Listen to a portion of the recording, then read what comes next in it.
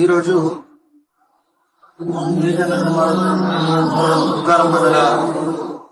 Bharatiya Janata party ఆధ్వర్యంలో అయితే మేము కోరేది ఏంటంటే ఉగ్రారం మండల కేంద్రాన్ని మరి కాంగ్రెస్ గవర్నమెంట్ ఏ విధంగా కూడా పట్టించుకోవడం లేదు.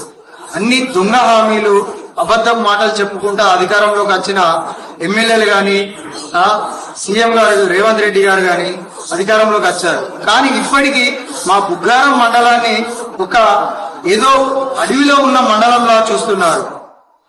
మా బుగ్గారం మండలం స్థానికంగా ఇప్పుడు ఎక్స్ రోడ్ వద్ద నుండి గ్రామంలోకి రోడ్డు గాని సరైన రోడ్డు లేదు. అదే కాకుండా గంగాపూర్ యశ్వంతరావుపేట గ్రామంలో రోడ్లు సరిగ్గా లేవు, బస్సు కూడా లేదు. అయితే ఏంటంటే ఉచిత బస్సు మహిళల కోసం మేము ఉచిత బస్సు వేసిన అన్న సీఎం మరి ఈ యశ్వంతరావుపేట గంగాపూర్ ఈ రెండు విలేజ్ లో బస్సు అనే సౌకర్యమే లేదు ఇప్పటికి అధికారంలోకి వచ్చినప్పటి నుండి. మరి మా విప్పు గారు ఎమ్మెల్యే గారికి కనబడతలేదా లేదా మా ప్రజలు ఓట్లు వేయలే అనుకుంటున్నా అర్థమైతలేదు. మహిళలందరితోటి అబద్ధం మాటలు చెప్పి మీకు ఫ్రీ బస్ పెట్టినా అని ఇప్పుడు ఫ్రీ బస్ నడిపిస్తున్నారు కదా, మరి ఈ రెండు గ్రామాలలో బస్సు ఎందుకు వస్తలేదు? ఒకప్పుడు టిఆర్ఎస్ గవర్నమెంట్ కూడా మోసం చేసింది మా ఈ గ్రామాలను. బస్సు వేస్తా అని చెప్పి అధికారంలోకి సర్పంచులు 15 ఎంపీడీసీలు, ఎమ్మెల్యేలు, జెడ్పీడీసీలు, సీఎంలు అందరు ఉన్నారు, వాళ్ళు చేయలేరు. మళ్ళీ మా అబ్దుల్ లక్ష్మణ్ గారు ఏమన్నారంటే నేను ఇక్కడ కూర్చేసుకొని కూర్చుంటా మీ ఊరికి బస్సు తీసుకొస్తా అన్నాడు.